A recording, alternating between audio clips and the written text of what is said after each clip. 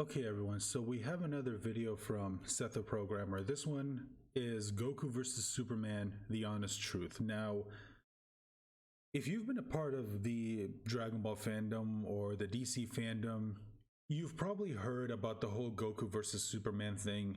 People have been debating this for years. You know, Goku would win against Superman, Superman would win against Goku. Goku will always win against Superman. Superman will always win against Goku, and so on and so forth. You've probably heard about this before, or at least heard it being mentioned by other people you've talked to in the fandom. Now, me personally, I don't think this debate is ever going to end, because as long as DC continues to put out Superman comics, as long as Dragon Ball continues, which it will always continue, because Dragon Ball makes money, and there's no way in hell Shueisha or Toei are gonna just allow that to die. Like, Dragon Ball makes way too much money for them to just be okay with it ending. I mean, why else do you think that every year or every couple of years we get a new Dragon Ball game? Or, you know, now we're gonna get the Dragon Ball Super anime, which the anime will come back, because I know there's people out there who think it's not gonna come back. It will come back. Again, the anime, I know a lot of people, including myself, have had criticisms of the anime, but one thing you can't deny is a lot of people liked the anime. A lot of people watched the anime. They tuned in every single week to watch a new episode. Even some of the ones that are just boring as hell. The poaching episode with 17 comes to mind.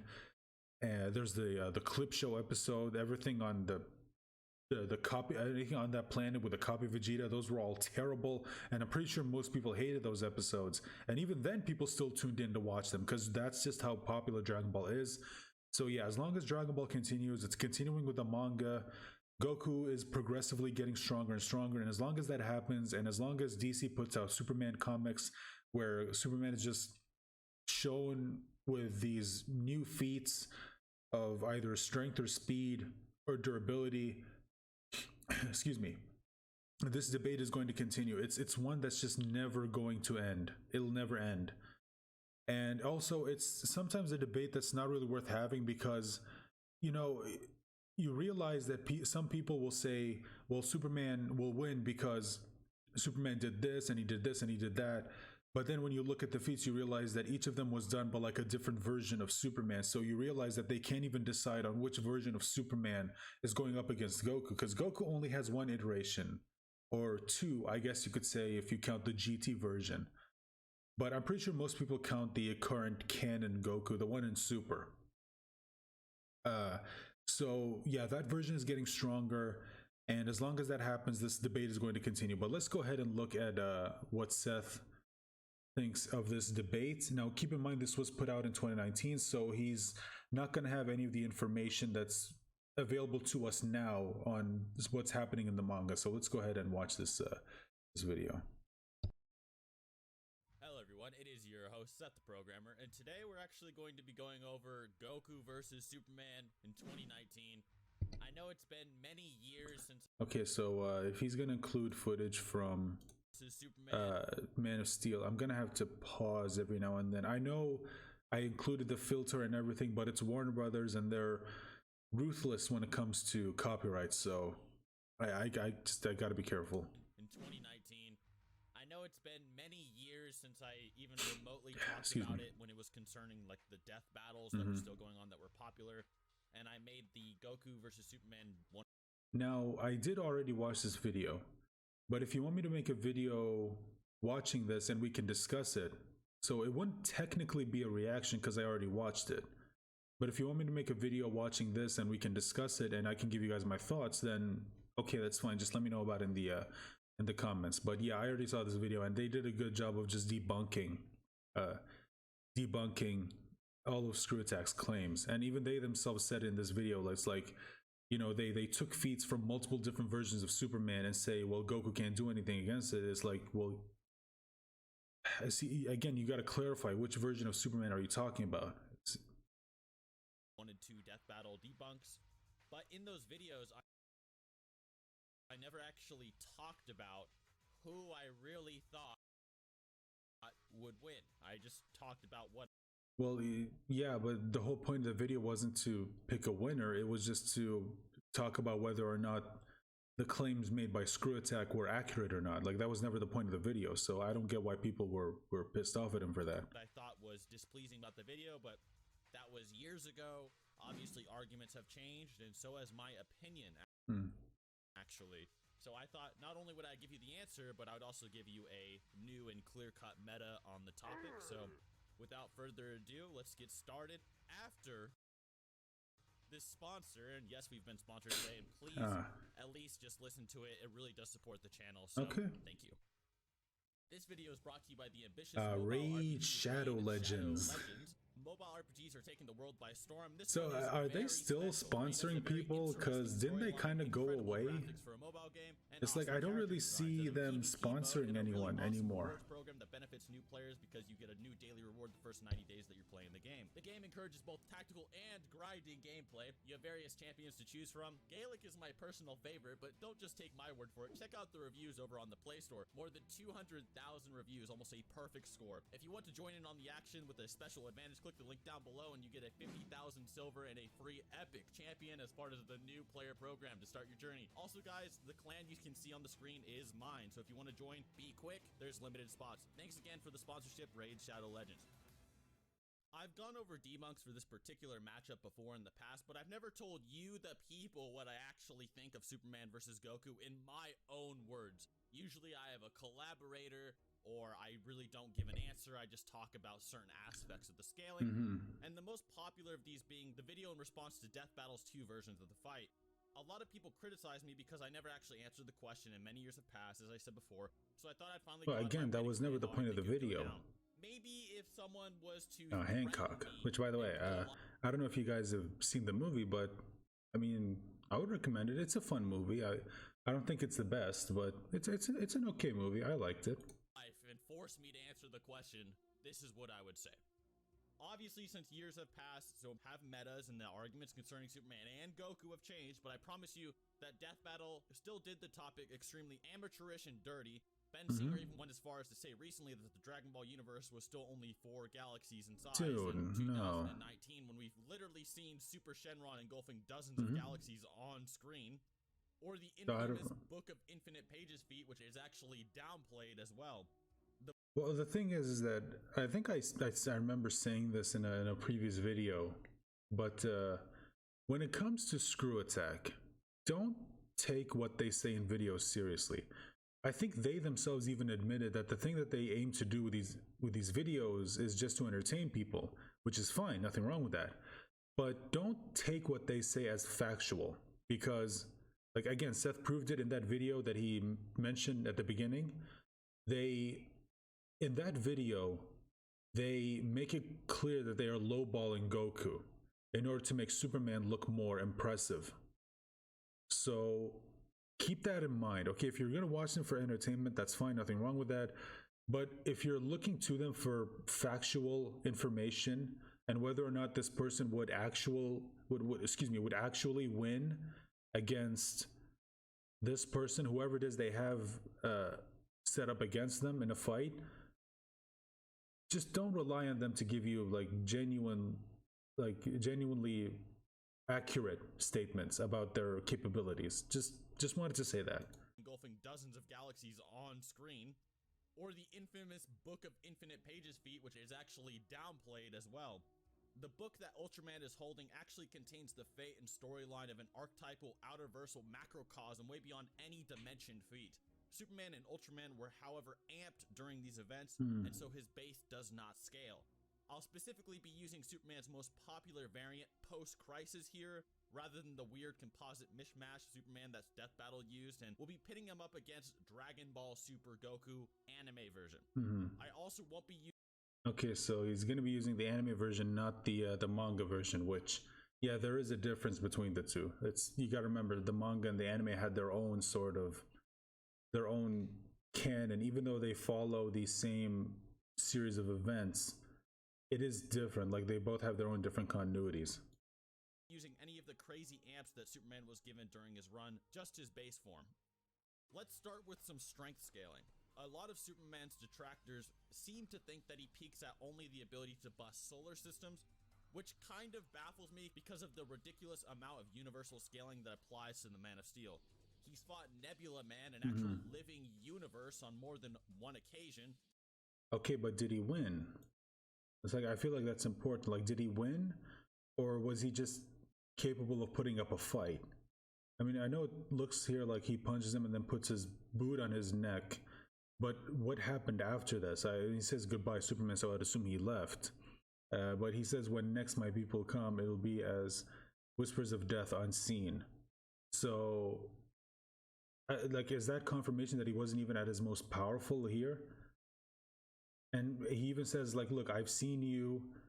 I know how strong you are. I can come back and I know I'll win next time. So it's like, he didn't look at Superman and say, oh yeah, this guy's too strong and I can't win against this guy. So, but I get, it's like, again, it's a bit confusing. I don't know if I would use this as a feat, if I'm being honest.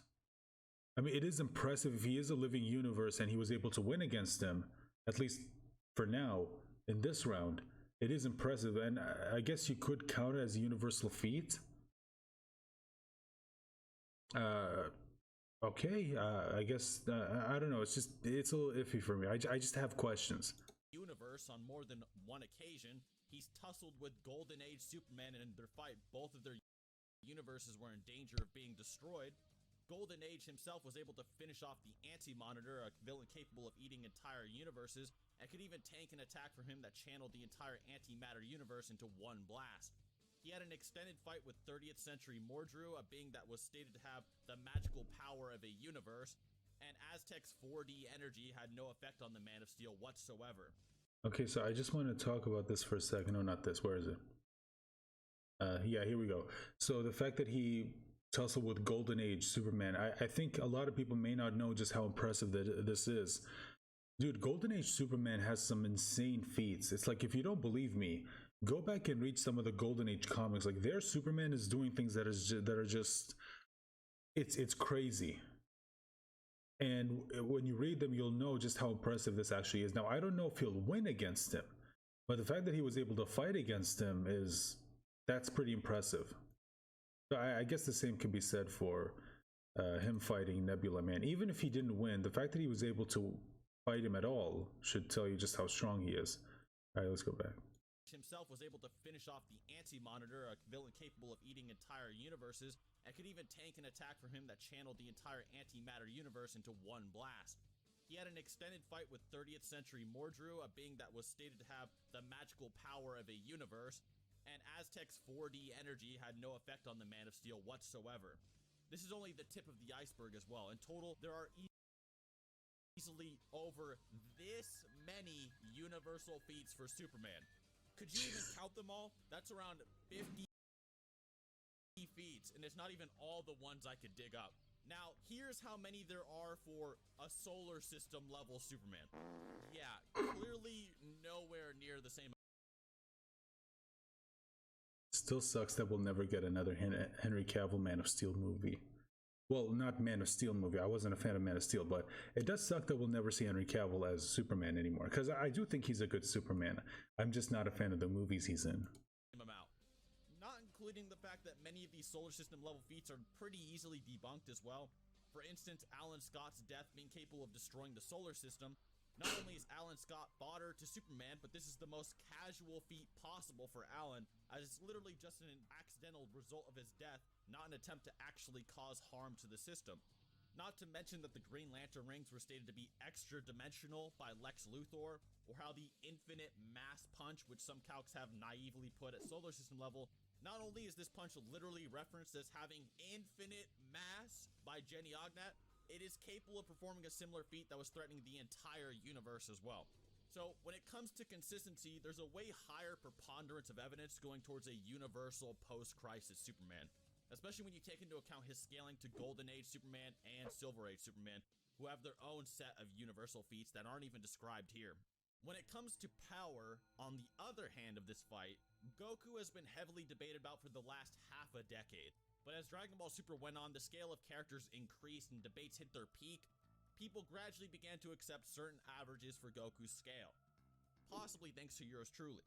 That debated scale was whether or not Goku was capable of destroying the living world universe. I feel as though most I of mean, this I has think been he can. oversaturated, and many people get this by now, especially if they've been at this for a long time. But for the sake of the people who are just here to watch the fireworks or who are new, I'll explain. Most people know the feat of Goku class. Oh, okay. So I should probably say this now before we get too deep into the video. If you're wondering why I'm still pausing, even though I put all the filters and everything, it's because, dude, YouTube's system is broken. It's broken as hell. It's not funny, and again, it's just to address this. Someone asked me in the comments, like, why do you get hit with copyright and they don't? Honestly, I don't know. Like, I seriously don't know. I don't have an answer to you. You're gonna have to ask YouTube. Their content ID system, like I said, is broken as hell. It's a system that allows businesses to abuse it so easily. Again, it's like anyone, talk to any anime or manga YouTuber, they'll all tell you the same thing. They've all had to deal with copyright, whether it's from Shueisha or Toei or Kodansha, whatever. It's name a single Japanese company that deals in that sells either anime or manga, they'll all tell you the same thing. Like they are ruthless when it comes to copyright. They don't care, because I think I remember hearing this. I don't know if this is true. I can't speak to whether or not it's genuine, but from what I heard, it's like people in Japan are not fans of allowing people to use their content, even if it's within fair use, because I think fair use laws don't even exist in Japan. So it's like, yeah, they see you, whether you have a clip or a panel or whatever, immediately, like they'll submit a request to take it down. And it's like, even if it's within fair use, it doesn't matter, because their system is so broken that you just need something like a 5-minute clip, or not 5 minutes, 5 seconds, or an image or whatever, and it immediately, like, that's all they need. That's all they need. And that's why if you're going to talk about anime or manga on YouTube, you're going to have to be careful and you're going to have to be ready for it. So yeah, again, if you're wondering why I'm still pausing, it's because I need to be careful. I can't afford to take any risks. Flashing fists with Beerus, to the point that the entire Universe 7 macrocosm, which features multiple universe-sized bodies within it, at absolute risk of annihilation, being reduced to non-existence by these two simply punching each other. However, this actually doesn't compare to later feats in Dragon Ball Super, as obviously this is Goku's first experience with his god powers, and he has far surpassed them since. In fact, easily, even lesser characters like Enraged Buuhan, Super Buu, Gohan, Absorb, were capable of tearing apart space so much that he was going to crush the entire living universe with alternate dimensions with his technique, which is called outside space. Or, well, the thing that I'll say about this is that this was an anime only thing, so I don't know if I would count this. It's like it wasn't in the actual canon manga, so I don't know if I would count this as a feat. An amped Vice Shout technique, and he's just a Buu Saga character that was getting bullied by a simple Super Saiyan Potara fusion that Goku said would stand no chance against heavily suppressed Beerus, let alone a Super Saiyan God Goku, which Goku was unsure could beat him at the time.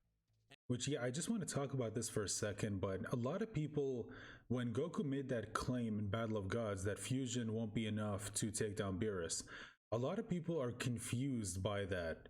I don't know why, because people thought that, oh, maybe he was talking about Vegito and not, or excuse me, maybe he was talking about Gogeta and not Vegito.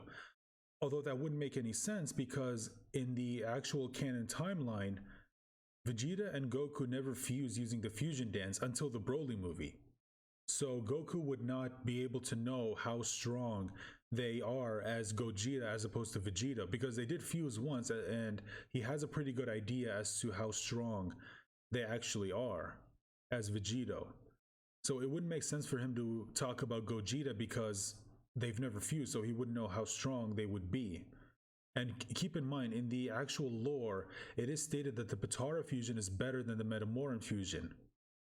Like, again, the old Kaioshin, he said this himself. Like, the Potara fusion is way better than the fusion dance that you learned from the Metamoris. It's like, so yeah, that's pretty big confirmation that the Potara, that Vegito, I would say, is stronger than Gogeta. Although, again, it depends on which version of Vegito. Again, it's like, the Buu Saga version of Vegeta wouldn't be able to do anything against the Super Broly Gogeta, obviously, because Goku and Vegeta were a lot stronger when they fused during that time. So if, let's say, in the Broly movie they chose to, if you were to compare those versions of Goku and Vegeta against let's say those versions of Goku and Vegeta, they fused into Vegito, and then you have Gogeta. Vegito, I would say, would be stronger than Gogeta because, again, it's based on the old Kaioshin saying that the Potara fusion is a lot better than the fusion dance. And was even willing to suppress his power against Beerus due to this. Basically, Goku didn't think Vegito stood a chance even with a time skip. However, he was... So yeah, what I was saying is Goku was talking about Vegito, not Gogeta, because again, I don't know how, but people had that misconception. They were confused about that. I don't know why, even though it's not really that hard to figure out. Unsure if his god form could. Later in Super, we get characters that fight that same Potara fusion, but with years of more preparation, training, and god powers. Fusion Zamasu. Fusion Zamasu then ends up losing and disintegrates into an astral form called Infinite Zamasu, which is essentially Zamasu fusing himself with the very fabric of the universe, its space-time, and even going to other universes and timelines throughout the multiverses and becoming one with it. And while Goku mentions that he might have been able to do something if he had a Senzu Bean at the time, they resort to the Zeno button, which simply annihilates the timeline, at least in the manga, and the anime it's a bit more ambiguous, but regardless, Zeno is not that important for scaling Goku. No, I mean, in the anime, I think it was the same thing. He erased everything. Like, that entire universe got erased. It's like that, no, not that universe. That entire timeline got completely wiped out of existence. Or the whole, excuse me, no, the whole universe in that timeline got completely erased. After this, during the Turn of the Power, Goku has to deal with Jiren, who is stated in numerous guides to be stronger than a god of destruction, with only more archaic and pre-tournament guides saying otherwise. Goku is told that there's a mortal who is stronger than gods of destruction, and Whis even mocks Beerus for saying the mortal is stronger than a god who beat Beerus in physical strength. Now, while this may not be the same in combat, Goku is now looking for... Well, which god of destruction are we talking about? As does everyone else in the tournament, including the other gods. Goku becomes overconfident and creates a super spirit bomb, thinking he'll be more than enough to beat Jiren. This is despite the fact that he recently saw Beerus and Champa fighting and heard Vados and Whis say that it would bring about the absolute annihilation of both Universe 6 and 7. Now, while you could argue this is more of a rule thing for the gods, Goku would not know those particulars. So the thing that I just want to mention real quick is I'm still confused as to why Goku even thought the spirit bomb would work. It's like, isn't the spirit bomb supposed to be... Excuse me, isn't the spirit bomb supposed to be an ability only used against people who have evil intentions? Like, isn't that why it worked so well against Majin Buu? Because Buu was a creature made out of magic with nothing but malicious intent, and that's why it worked against him. Because remember, in the near the end of the Saiyan arc, when Krillin fired the spirit bomb, Vegeta jumped out of the way, and then it was going towards Gohan. Goku said, just deflect it, because you have no evil in your heart, it won't hurt you. So why did he think it was going to work against Jiren? Because Jiren's not a bad guy, he's a hero in his universe. He goes around helping people, saving people. So like, he was just a guy fighting to save his universe like everyone else there. So I've always been confused as to why Goku thought the spirit bomb would work. I mean, to me, it feels like the writers just put it in there because, well, spirit bomb, fan service, and yeah. Regardless, Jiren bounces the bomb back with a glare in which it's stated by the Supreme Kai that Jiren is the strongest enemy he's ever seen, even stronger than Infinite Zamasu, who he was there to witness. Goku then goes into the omen of Ultra Instinct, and both he and Jiren can shake the entirety of the infinite world of Void. Goku would then go on to get many increases in strength, more than likely thousands of times, as I described in my Master Ultra Instinct video, which I will link here, and end up defeating a Jiren who had surpassed his limits beyond anything he showed before.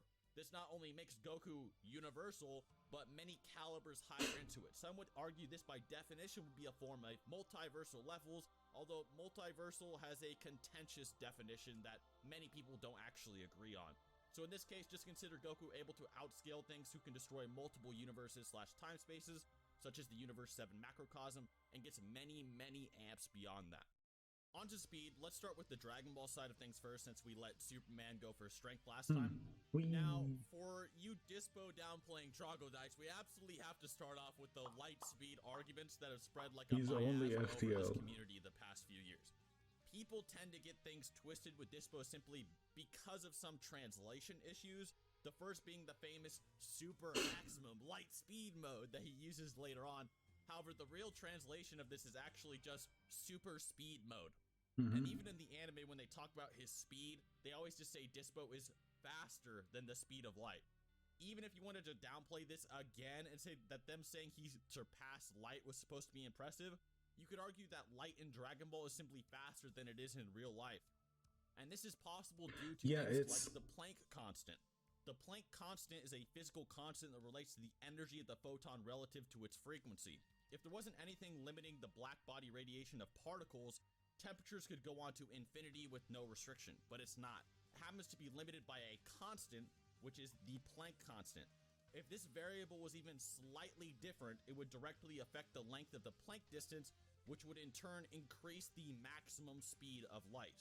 This could explain how Piccolo, at the very beginning of the series, could hit a moon that Toriyama himself states is over 380,000 kilometers away in a few seconds, and then have numerous people get thousands to millions of times faster as the series goes on, and not reach the speed of light within the Dragon Ball verse, but still could be considered light speed in our own universe.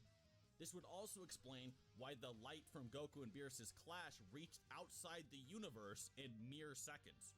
Long story short, Dispo was stated faster than light to begin with, and light doesn't even operate at the same speed in Dragon Ball as it does in real life. For the rest of the video, when we say faster than light, we will be using real life measurements of light, however, which is 670 million miles per hour plus. On the low end, we have Boo casually destroying an entire galaxy on screen, which the Supreme Kai states is only in a few years. Okay, so sorry, this is just to talk about this for a second. So he says he's going to use the faster than light to mean faster than light in our universe, which is the same as it is in the DC universe. So that's interesting, because I do wonder if you downscale Goku to mean faster than light being in our universe, and if what he says is true, that faster than light means something different than how it is in the Dragon Ball universe, then if you were to scale Goku to that level of speed, then would he be faster than Superman or slower than him? So I just it's interesting. I mean, I don't know. You know what? Let me hear what he has to say first before I comment on it. Even if it was to encompass thousands of years, it should easily hit billions of times the speed of light due to the sheer size of a galaxy, which usually are over 100,000 light years along, let alone their volume. Even our own estimations of the size of the Milky Way are constantly shown to be too low, with recent studies suggesting it's several times larger than we ever thought it was. This isn't something that would probably apply to most galaxies. It is something to note.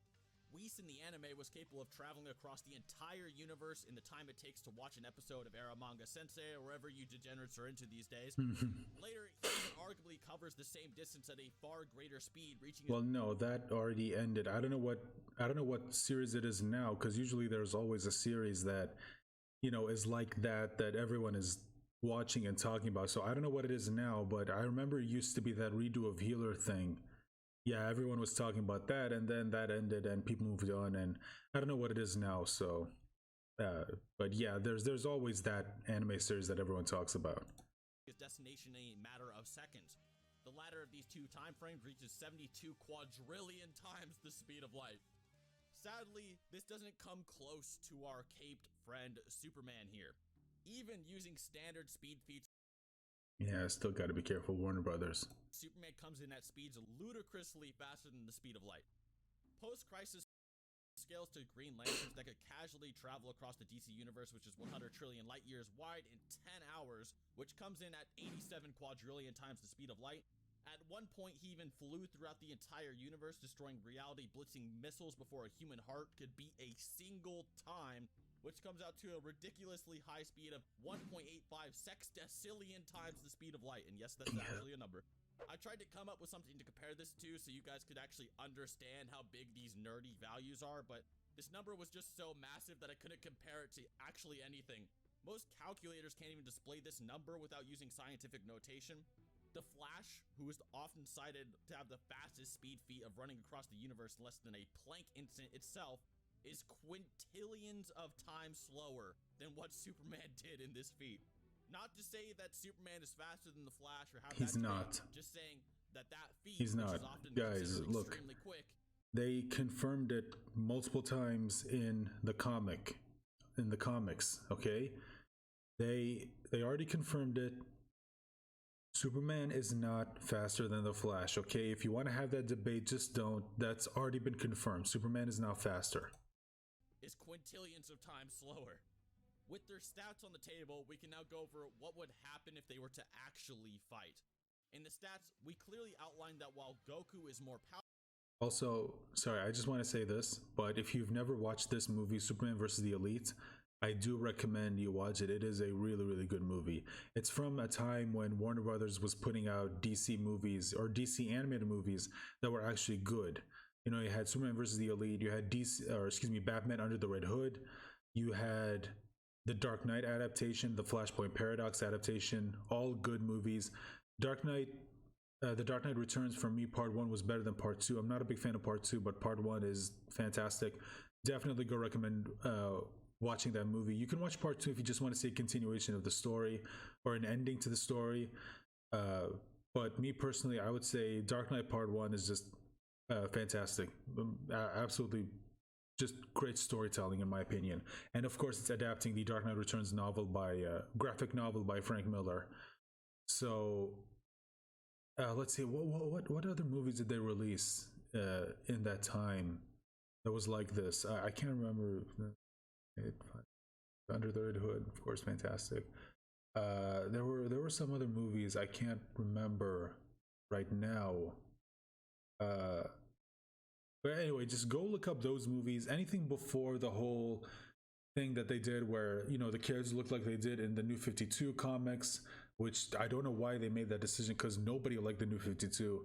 I would have preferred if they modeled them after they did in Rebirth. Rebirth, at first, people loved it. And then, of course, that ended up crapping the bed, because of course it did. You had storylines that had either weak conclusions, or weak payoffs, or just went nowhere, completely forgetting about them and consistently changing things. You know, it's just it was a mess. I don't know if it's because something happened behind the scenes to where they had to change their plans, but it's not what it didn't live up to the promises it set up at the beginning. And so yeah, the whole animated movie line where they look like the New 52, just ignore those. They're not worth your time. Just forget about them. And then now they're doing this whole new thing where they change the art style, but it seems like it's still within the same timeline. To me, that's just a mistake. Just make standalone stories. Oh, I forgot, All-Star Superman. I'll definitely go watch that movie. Fantastic. Good adaptation. Well, I would still say the comic is better. The Grant Morrison comic is still better. I would recommend you go read that one. But the animated movie is also pretty damn good. I would recommend you go watch it. Anyway, back to the video. Powerful, Superman is a lot faster. Therefore, we have to be specific on who would win with their skill set and why, because there is a difference in what they're actually good at. Although Superman is no slouch when it comes to martial arts and other skills, for instance, Turquoise and Rao, Goku, however, has a life dedicated to them and has more experience fighting against opponents of comparable strength to himself. You could also consider the...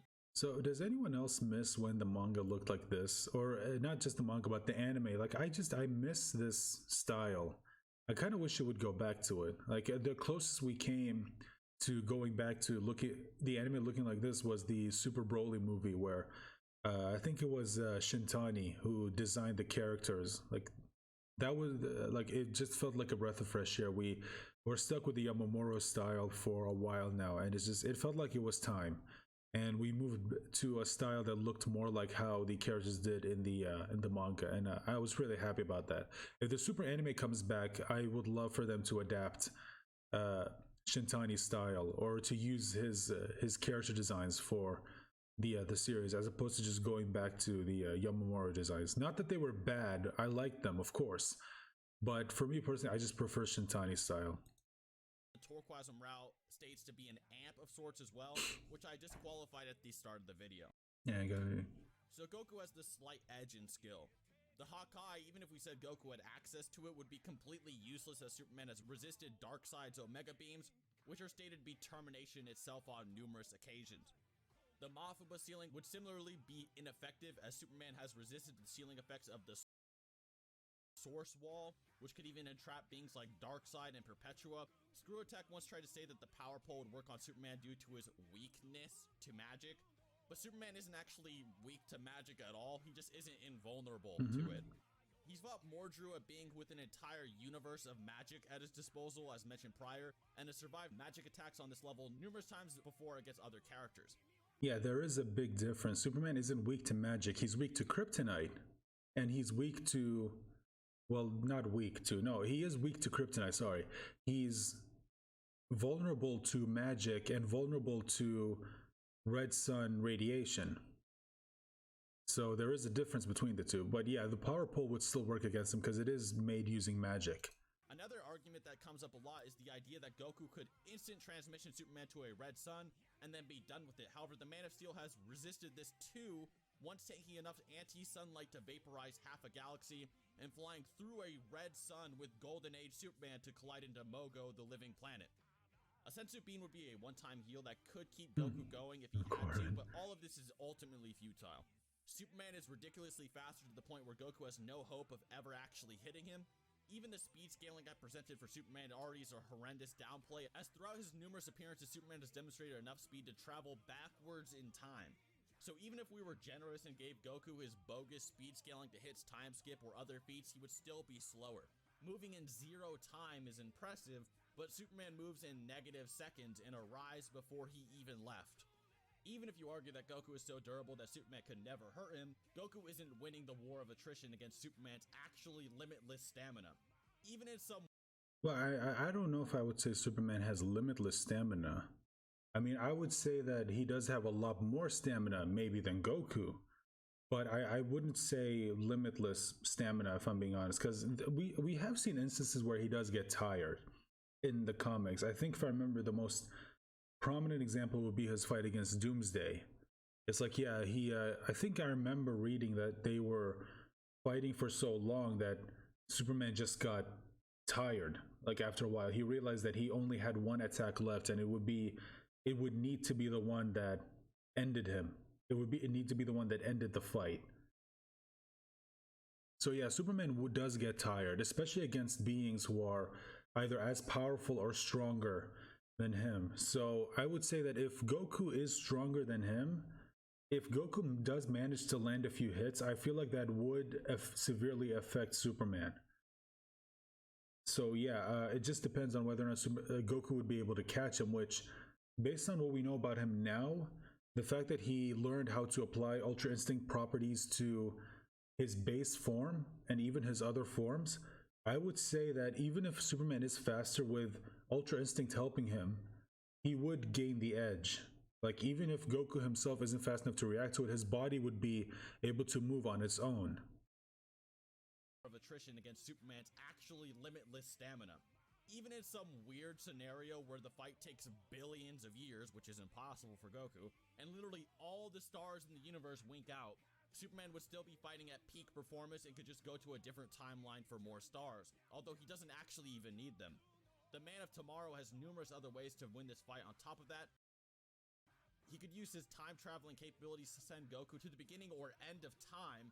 He once punched Darkseid so hard that he was launched through a boom tube, taking him to the Source Wall, which is an outer-versal distance, something Goku has no hope of returning from.